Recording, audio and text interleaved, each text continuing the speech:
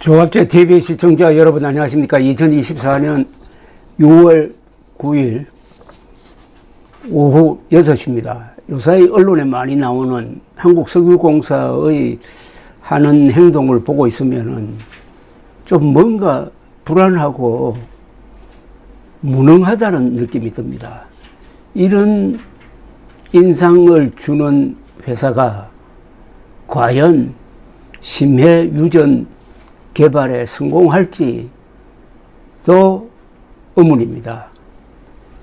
그 사업이 성공하느냐 실패하느냐는 그것을 추진하는 주체 세력의 실력을 보면 압니다. 이 정도 실력으로 과연 그 어렵다는 심해 유전을 발견하겠느냐 하는 의구심이 납니다. 요사이 언론에 자주 등장하고 무슨 일이 있으면은 언론에 반박문은 열심히 쓰는데 그 반박문 내용이 보면은 좀 이상합니다. 지금 1인 회사이고 그 정체가 좀 애매하고 부실 회사 이문 분명한 평가회사 액트GO를 사사건건 비호하고 있습니다. 근데 비호하는 논리가 앞뒤가 맞지 않는 경우가 많아요.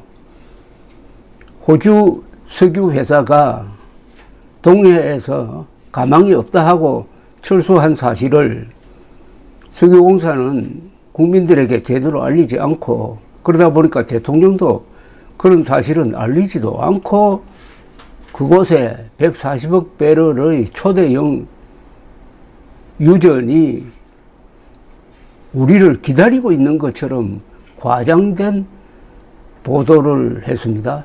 그런데 언론 보도로 철수 사실 알려지니까 뭐라고 반박을 하느냐 하면은 그 호주 석유 회사는 다른 회사하고 합병할 때 동해를 포기했다는 해명을 하고 있습니다. 아니, 가망이 없어서 철수했다고 자기들이 발표를 했는데, 호주 회사가 발표를 했는데, 호주 회사한테 물어보지도 안 하고, 멋대로 합병을 하니까 정리 차원에서 빠진 것이다. 아니, 합병한다고 140억 배럴짜리 대유전이 있는데, 그걸 포기한다고요? 이게 도대체 설명이 됩니까? 또, 액트GO란 회사가 한 3년 이상 사실상 그 영업이 정지된 상태였다.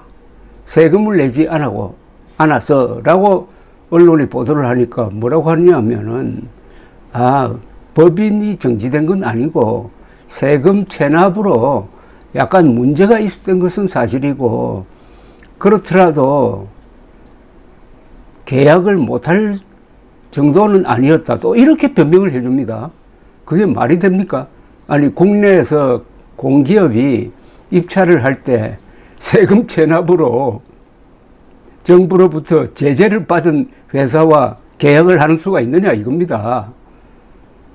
그러니까 석유공사의 행태가 이상하다는 거죠.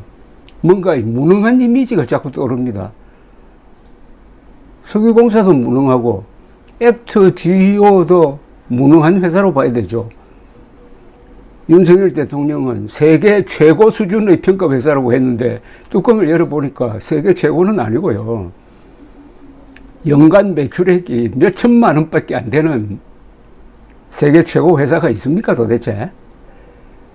윤석열 대통령이 일일이 알아보고 그런 이야기 하진 않았을 것이고 아마 석유공사가 그렇게 서주니까 이런 것 아닐까요?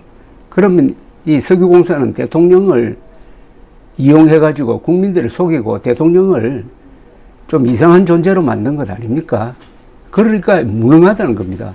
그런데 가만 들여다보니까 이 회사가 지금 자본 잠식 상태입니다.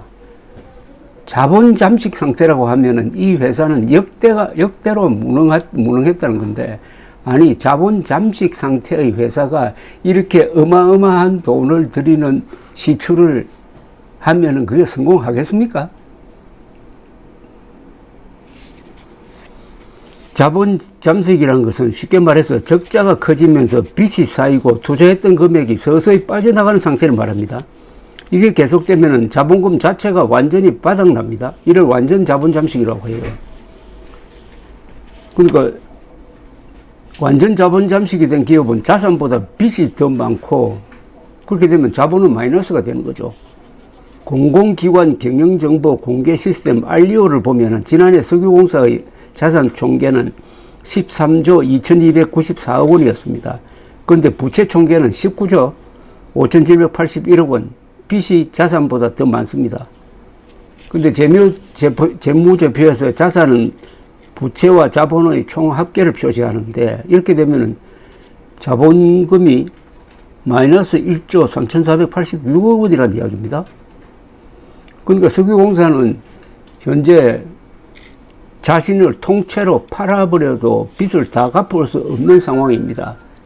이런 회사가 또 돈을 어디서 빌려가지고 어마어마한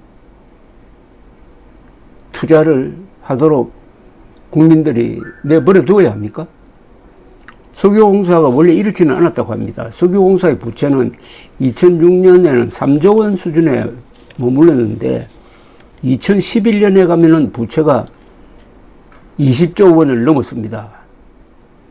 결국 석유공사는 연간 기준으로는 2020년에 되면은 완전 자본 잠식 상태에 빠집니다. 1979년 창사 이래 처음 있는 일이었습니다. 그래서 매년 이자 부담이 4천억 원이나 되는 회사로 전락하고 말았습니다.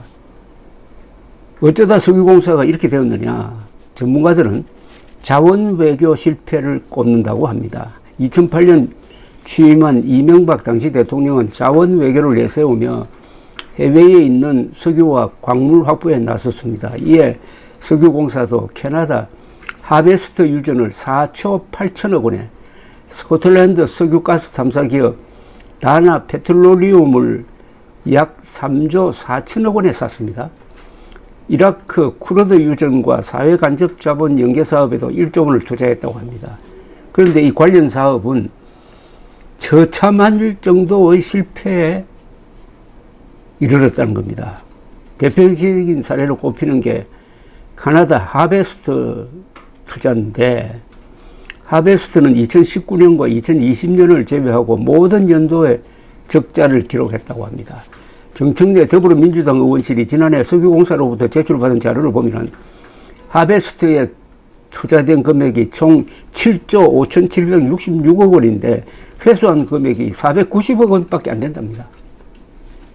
꼼꼼하지 못한 사업 설계 및 금정, 비상식적인 투자 결정이 석유공사를 자본 잠식으로 이끌었다는 지적이 나오는데, 동해 탐사에서도 이런 악습이 반복될 가능성이 높습니다. 동해 심해 시추는 한 구멍 뚫는데 1,000억 원 이상의 돈을 써야 합니다. 산자부가 2026년까지 동해 심해에 5개의 시추공을 뚫는다고 했으니 단순 계산으로는 5천억 원이 넘는 돈이 들고, 그런데 지금은 석유공사가 흑자를 내고 있다지만 2년밖에 되지 않았고 여전히 자본 잠식 상태임을 고려하면은 쉽게 낼 수 있는 비용이 아닙니다. 어디선가 돈을 끌어와야 하는데 우선 석유공사가 올해 배정받은 관련 예산은 턱없이 적습니다.